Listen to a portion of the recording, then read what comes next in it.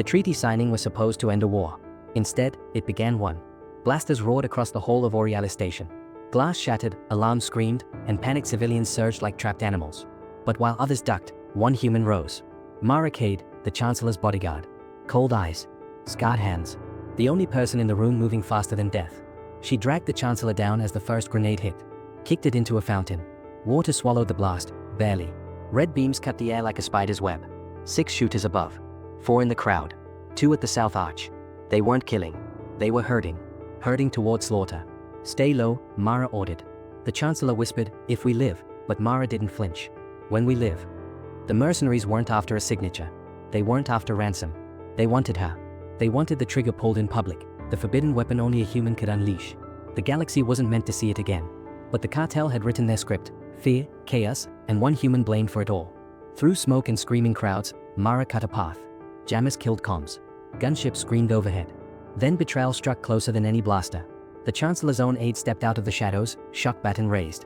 The man who had memorized her roots, who smiled through every security scan, revealed himself. Mara broke him down in seconds. His last words dripped poison: trigger witch. He knew her secret. Someone had sold it.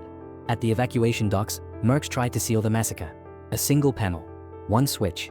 And the station swarm would turn on the civilians rushing to escape. Panic in neat lines would become slaughter. The picture would be perfect. Not on her watch. Mara's smoke bomb bloomed, her shots cut cables, and her fists turned mercenaries into weapons against each other. She shattered the kill switch, saved the evac, and bought thousands of lives. Families walked free because one human refused to run. But the cartel wasn't finished. They pushed her into the reactor cradle, mercenaries closing in. The lie of a bomb on the station's heart.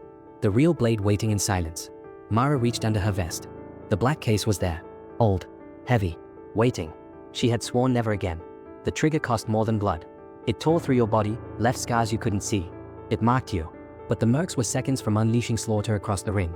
There was no choice left. Mara opened the case. Her fingers closed around the dull black handle. She pulled. And the galaxy stopped. Blaster fire froze midair. Mercenaries screamed as rifles sparked and died. Gunships stuttered, drones fell silent, maintenance bots collapsed like puppets with their strings cut. A shockwave of blue-white light tore through the station, breaking the cartel's grip in an instant. The station lived. Thousands survived. But Mara's body shook as fire carved through her bones. The trigger never let you walk away clean. Still, she stood. Because someone had to. At dawn, the Chancellor signed the treaty. Cameras caught only one truth: humanity wasn't the villain of this story. A lone human had defied fear itself. Blasters roared, until one bodyguard pulled the trigger. Click the link below to watch the full story, and if you want stories like this, make sure you follow and subscribe.